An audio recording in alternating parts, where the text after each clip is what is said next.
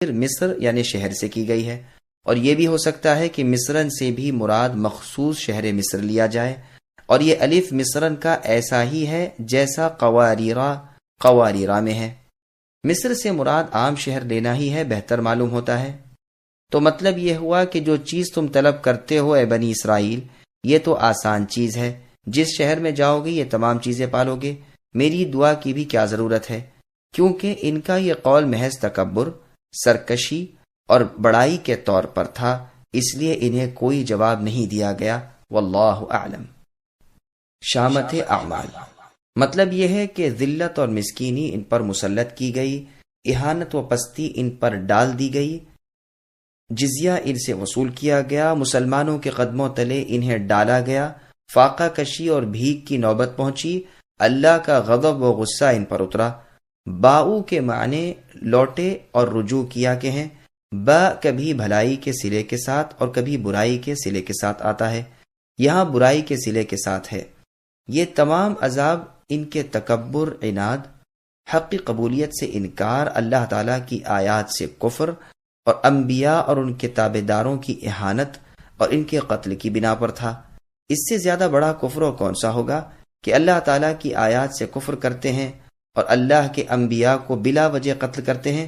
رسول اللہ صلی اللہ علیہ وسلم فرماتے ہیں، جیسا کہ صحیح مسلم میں ہے، تکبر کے معنی حق کو چھپانے اور لوگوں کو ذلیل سمجھنے کے ہیں۔ اور مسند احمد کی روایت میں ہے کہ مالک ابن مرارہ رہاوی رضی اللہ عنہ ایک روز رسول اللہ صلی اللہ علیہ وسلم کی خدمت میں عرض کرتے ہیں کہ اے اللہ کے رسول، میں خوبصورت آدمی ہوں، میرا دل نہیں چاہتا کہ کسی کے جوتے کا تسمہ بھی مجھ سے اچھا ہو، تو کیا یہ تکبر اور سرکشی ہے؟ رسول اللہ نے فرمایا، نہیں، بلکہ تکبر اور سرکشی حق کو رد کرنا اور لوگوں کو حقیر سمجھنا ہے۔ چونکہ بنی اسرائیل کا تکبر، کفر و قتل انبیاء علیہم السلام تک پہنچ گیا تھا، اس لیے اللہ کا غضب ان پر نازل ہو گیا، دنیا میں بھی اور آخرت میں بھی۔ عبداللہ بن مسعود رضی اللہ عنہ فرماتے ہیں کہ بنی اسرائیل ایک دن میں 300 انبیاء کو قتل کر ڈالتے تھے، پھر بازاروں میں جا کر اپنے کاروبار میں مشغول ہو جاتے تھے۔ رسول اللہ صلی اللہ علیہ وسلم فرماتے ہیں، سب سے زیادہ سخت عذاب قیامت کے دن اس شخص کو ہوگا جسے نبی نے قتل کیا ہو، یا اس نے کسی نبی کو مار ڈالا ہو، اور گمراہی کا امام اور تصویریں بنانے والا۔ یہ بدلہ تھا ان کی نافرمانی اور ظلم و زیادتی کا۔ یہ دوسرا سبب ہے کہ وہ منع کیے ہوئے کاموں کو کرتے تھے اور حد سے بڑھ جاتے تھے۔ واللہ اعلم۔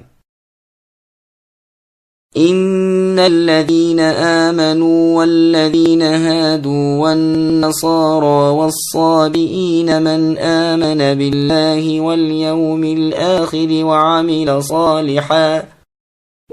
صالحا فلهم أجرهم عند ربهم ولا خوف عليهم ولا هم يحزنون۔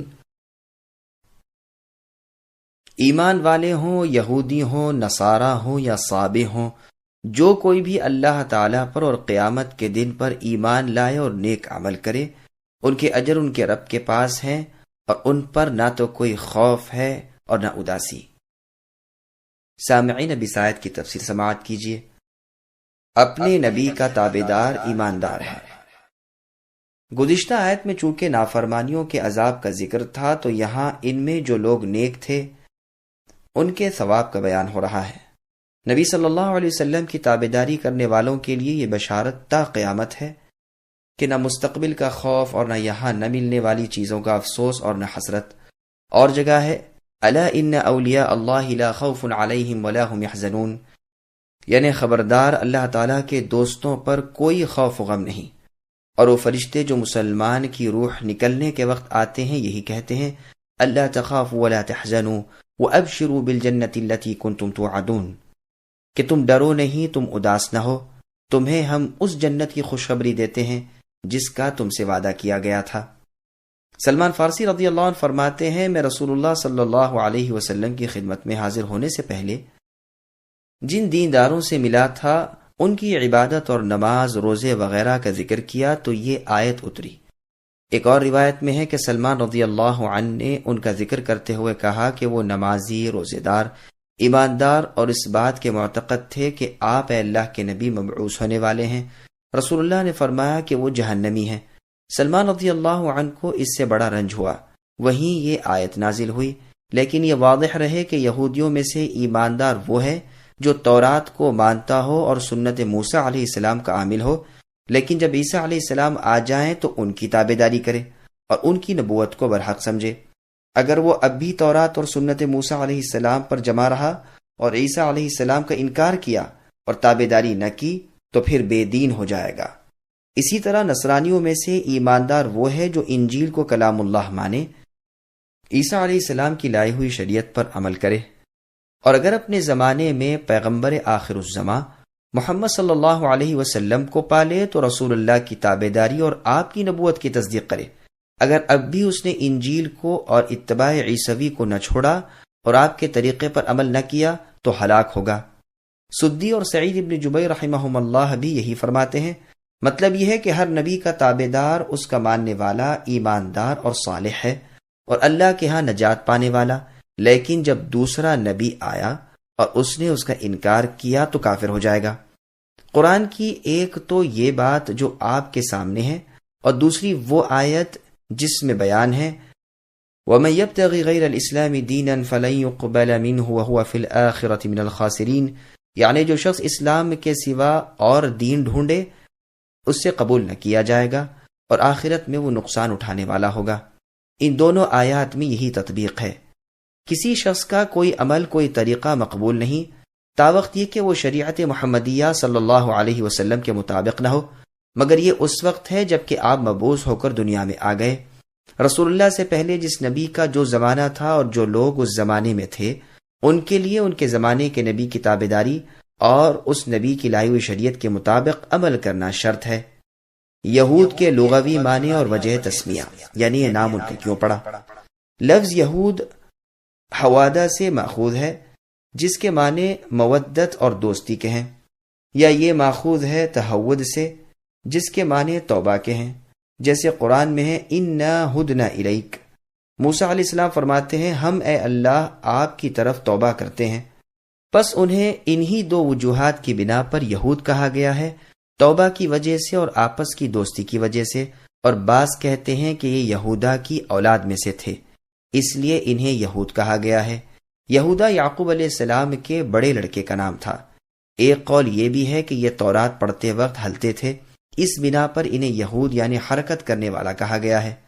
جب عیسیٰ علیہ السلام کی نبوت کا زمانہ آیا تو بنی اسرائیل پر آپ کی نبوت کی تصدیق اور آپ کے فرمان کی اتباع واجب ہوئی، اور ان کا نام نصارہ ہوا کیونکہ انہوں نے آپس میں ایک دوسرے کی نصرت یعنی تائید اور مدد کی تھی۔ انہیں انصار بھی کہا گیا ہے۔ عیسیٰ علیہ السلام کا قول ہے جس کا ذکر اللہ نے قرآن میں فرمایا من انصاری الی اللہ قال الحواریون نحن انصار اللہ، یعنی اللہ کے دین میں میرا مددگار کون ہے؟ حواریوں نے جواب میں کہا کہ اے عیسیٰ ابن مریم ہم اللہ کے دین میں اللہ کے دین کے مددگار ہیں۔ بعض کہتے ہیں کہ یہ لوگ جہاں اترے تھے اس زمین کا نام ناصرہ تھا اس لیے انہیں نصارہ کہا گیا۔ قتادہ اور ابن جریج رحمہم اللہ کا بھی یہی قول ہے۔ ابن عباس رضی اللہ عنہما سے بھی یہ مروی ہے، واللہ عالم۔ نصارہ نصران کی جمع ہے، جیسے نشوان کی جمع نشاوہ اور سکران کی جمع سکارہ، اس کا مؤنث نصرانہ آتا ہے۔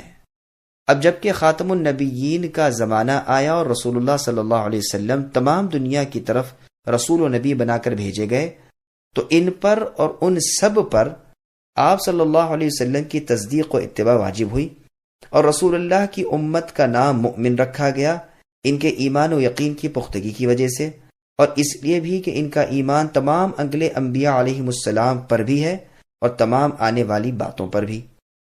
سابع کون لوگ ہیں؟ سابع کے معنی ایک تو بے دین اور لا مذہب کے کیے گئے ہیں، اور اہل کتاب کے ایک فرقے کا نام بھی یہ تھا جو زبور پڑھا کرتے تھے۔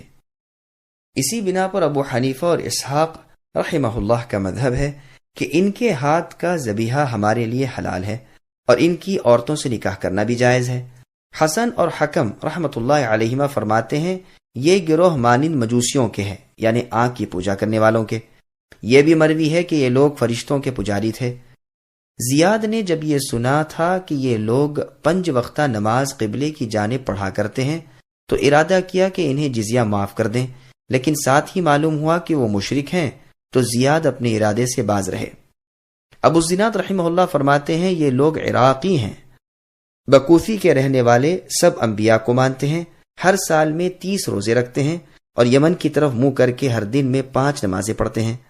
وہب ابن منبہ رحمہ اللہ کہتے ہیں کہ اللہ تعالیٰ کو یہ لوگ جانتے ہیں لیکن کسی شریعت کے پابند نہیں اور کفار بھی نہیں۔ عبد الرحمن ابن زید رحمہ اللہ کا قول ہے کہ یہ بھی ایک مذہب ہے۔ جزیرہ موصل میں یہ لوگ تھے، لا الہ الا اللہ پڑھتے تھے اور کسی کتاب یا نبی کو نہیں مانتے تھے اور نہ کوئی خاص شریعت کے عامل تھے۔ مشرکین اسی بنا پر رسول اللہ صلی اللہ علیہ وسلم اور آپ کے صحابہ رضی اللہ عنہم کو صابئ کہتے تھے، یعنی لا الہ الا اللہ کہنے کی بنا پر ان کا دین نصرانیوں سے ملتا جلتا تھا۔ ان کا قبلہ جنوب کی طرف تھا۔ یہ لوگ اپنے آپ کو نوح علیہ السلام کے دین پر بتاتے تھے۔ ایک قول یہ بھی ہے کہ یہود مجوس کے دین کا خلط ملط یہ مذہب تھا۔ ان کا ذبیحہ کھانا اور ان کی عورتوں سے نکاح کرنا ممنوع ہے، یعنی منع ہے۔ مجاہد، حسن اور ابن ابی نجیح رحمۃ اللہ علیہم کا یہی فتویٰ ہے۔ قرطبی فرماتے ہیں مجھے جہاں تک معلوم ہوا ہے کہ یہ لوگ موحد تھے لیکن تاروں کی تأثیر اور نجوم کے معتقد تھے۔ ابو سعید استخری انہوں نے بھی ان پر کفر کا فتویٰ دیا ہے۔ رازی کہتے ہیں کہ یہ ستارہ پرست لوگ تھے، کشرانیین میں سے تھے جن کی جانب ابراہیم علیہ السلام بھیجے گئے تھے۔ حقیقت حال کا علم تو محض اللہ تعالیٰ کو ہے، مگر بظاہر یہی قول اچھا معلوم ہوتا ہے کہ یہ لوگ نہ یہودی تھے، نہ نصرانی، نہ مجوسی، نہ مشرک، بلکہ یہ لوگ فطرت پر تھے، کسی خاص مذہب کے پابند نہ تھے، اور اسی معنی پر مشرکین اصحاب رسول اللہ صلی اللہ علیہ وسلم کو صابی کہا کرتے تھے، یعنی ان لوگوں نے تمام مذاہب ترک کر دیے۔ بعض علماء کا قول ہے کہ صابی وہ ہیں جنہیں کسی نبی کی دعوت نہیں پہنچی، واللہ اعلم۔ لیکن محمد صلی اللہ علیہ وسلم کے اب آ جانے کے بعد کسی بھی شخص کے لیے آپ کی بابت سن لینے کے بعد آپ پر ایمان لائے بغیر اور آپ کی اتباع کے بغیر جنت میں جانا اور جہنم سے بچنا ممکن نہیں ہے۔ اللہ ہم تمام مسلمانوں کو مرتے دم تک کتاب اور سنت کو مضبوطی کے ساتھ تھام کر اسی پر عمل پیرا رہنے کی توفیق عطا فرمائے۔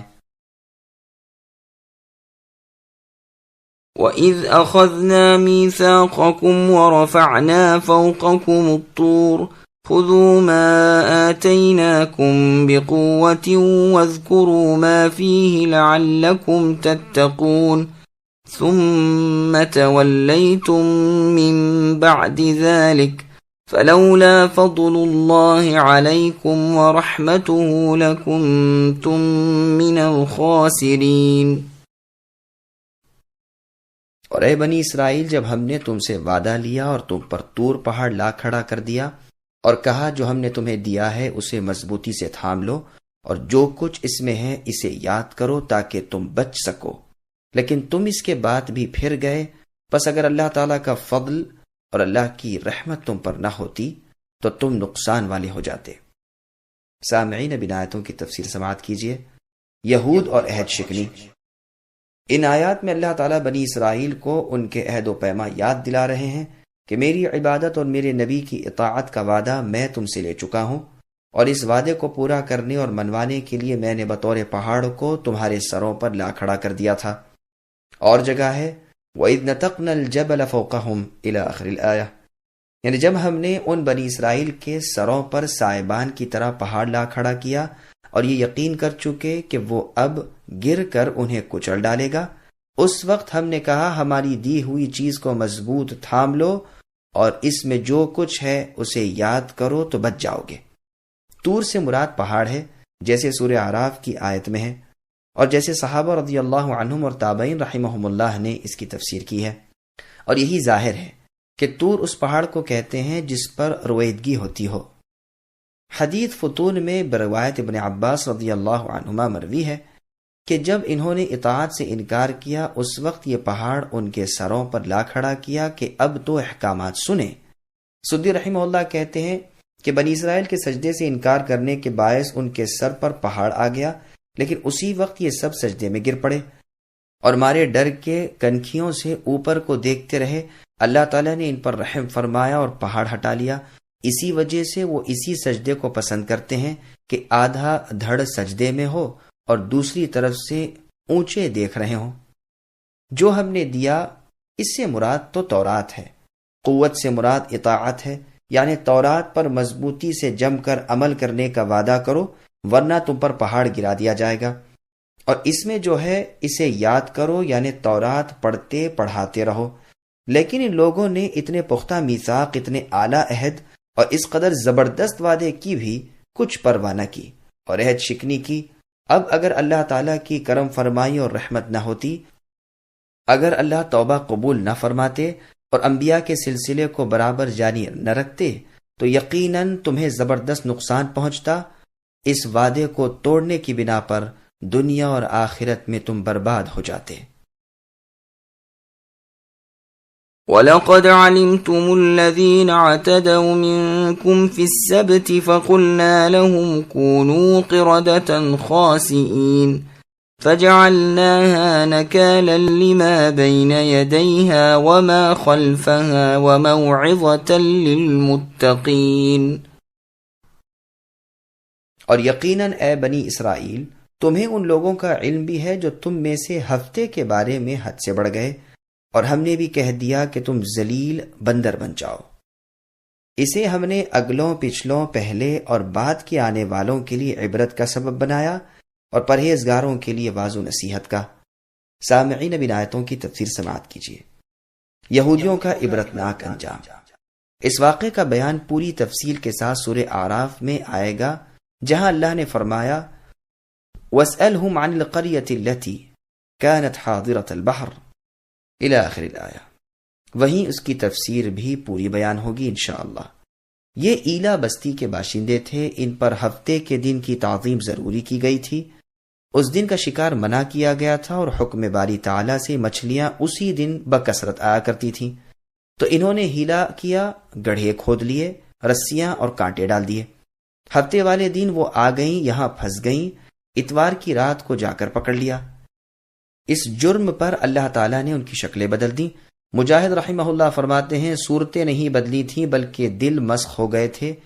یہ صرف بطور مثال کے ہے، جیسے عمل نہ کرنے والے علماء کو گدھوں سے مثال دی ہے، لیکن یہ قول غریب ہے، یعنی قابل قبول تو نہیں، اور قرآن کریم کے واضح الفاظ کے بھی خلاف ہے۔ اس آیت پر پھر سورہ اعراف کی آیت وَاسْأَلْهُمْ إِلَى آخِرِهِ پر اور وَجَعَلَ مِنْهُمُ الْقِرَدَةَ پر نظر ڈالو۔ ابن عباس رضی اللہ عنہ فرماتے ہیں کہ ان کے جوان بندر بن گئے اور بوڑھے سور ہو گئے۔ قتادہ رحمہ اللہ فرماتے ہیں یہ تمام مرد عورت دم والے بندر ہو گئے تھے۔ آسمانی آواز آئی کہ تم سب بندر بن جاؤ، چنانچہ سب کے سب بندر بن گئے۔ جو لوگ انہیں اس مکر و حیلے سے روکتے تھے وہ اب آئے اور کہنے لگے دیکھو ہم پہلے ہی سے تمہیں منع کرتے تھے، تو وہ سر ہلاتے تھے یعنی ہاں۔ ابن عباس رضی اللہ عنہما فرماتے ہیں تھوڑی مدت میں وہ سب ہلاک ہو گئے اور ان کی نسل نہیں ہوئی۔ 3 دن سے زیادہ کوئی مسخ شدہ قوم زندہ نہیں رہتی۔ یہ سب بھی 3 دن میں ہی یوں ہی ناک رگڑتے رگڑتے مر گئے، کھانا پینا اور نسل سب منقطع ہو گئی۔ یہ تو جانور ہیں جو اسی طرح پیدا کیے گئے تھے۔ اللہ تعالیٰ جو چاہے اور جس طرح چاہے پیدا کرتے ہیں اور جسے جس طرح کا چاہے بنا دیتے ہیں۔ اللہ تعالیٰ اپنے غضب و غصے سے اور اپنی پکڑ دھکڑ سے اور اپنے دنیاوی اور اخروی عذابوں سے ہمیں نجات دے، آمین۔ خاسئین کا معنی ذلیل اور کمینہ ہے۔ ان کا واقعہ تفصیل کے ساتھ ابن عباس رضی اللہ عنہما وغیرہ نے جو بیان کیا ہے وہ بھی سن لیجئے۔ ان پر جمعے کی عزت و ادب کو فرض کیا گیا، لیکن انہوں نے جمعہ کے دن کو پسند نہ کیا اور ہفتے کا دن رکھا۔ اس دن کی عزت کے طور پر ان کا شکار کھیلنا وغیرہ اس دن حرام کر دیا گیا۔ ادھر اللہ کی آزمائش کی بنا پر ہفتے والے دن تمام مچھلیاں اوپر آ جایا کرتی تھیں اور اچھلتی کودتی رہتی تھیں، باقی دنوں میں کوئی نظر بھی نہیں آتی تھیں۔ ایک مدت تک تو یہ لوگ خاموش رہے اور شکار کرنے سے رکے رہے۔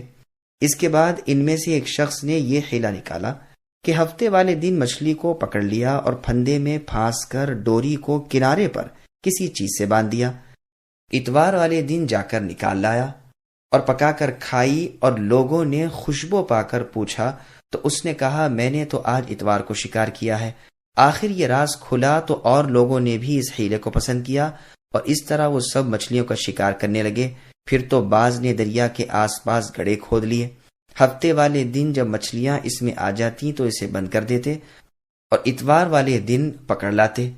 کچھ لوگ جو ان میں نیک دل اور سچے مسلمان تھے وہ انہیں روکتے اور منع کرتے رہے، لیکن ان کا جواب یہی ہوتا تھا کہ ہم ہفتے کو شکار ہی نہیں کھیلتے، ہم تو اتوار والے دن پکڑتے ہیں۔ ان شکار کھیلنے والوں اور ان منع کرنے والوں کے سوا ایک گروہ ان میں اور ہو گیا جو مصلحت وقت برتنے والے اور دونوں فرقوں کو راضی رکھنے والے تھے۔ وہ نہ تو ان کا پورا ساتھ دیتے، نہ ان کا شکار کھیلتے تھے، نہ شکاریوں کو روکتے تھے، بلکہ روکنے والوں سے کہتے تھے کہ اس قوم کو کیوں واعظ و نصیحت کرتے ہو جنہیں اللہ تعالیٰ ہلاک کریں گے یا سخت عذاب کریں گے، اور تم اپنا فرض بھی ادا کر چکے، انہیں منع کر چکے، جب نہیں مانتے تو اب انہیں چھوڑو۔ منع کرنے والے جواب دیتے کہ ایک تو اللہ کے ہاں ہم معذور ہو جائیں اس لیے، اور دوسرے اس لیے بھی کہ شاید آج نہیں تو کل اور کل نہیں تو پرسوں یہ مان جائیں اور اللہ تعالیٰ کے عذاب سے بچ جائیں۔ بالآخر اس مسلم جماعت نے اس حیلہ ساز فرقے کا بالکل بائیکاٹ کر دیا اور ان سے بالکل الگ ہو گئے۔ بستی کے درمیان ایک دیوار کھینچ لی اور ایک دروازہ اپنے آنے جانے کا رکھا، اور ایک دروازہ ان حیلہ جو نافرمانوں کے لیے۔ اس پر بھی ایک مدت اسی طرح گزر گئی۔ ایک دن جب یہ مسلمان سو کر اٹھے، دن چڑھ گیا لیکن اب تک ان لوگوں نے اپنا دروازہ نہیں کھولا تھا اور نہ ان کی آوازیں آ رہی تھیں۔ یہ لوگ حیران تھے کہ آج کیا بات ہے۔ آخر جب زیادہ دیر ہو گئی تو ان لوگوں نے دیوار پر چڑھ کر دیکھا تو وہاں عجب منظر نظر آیا۔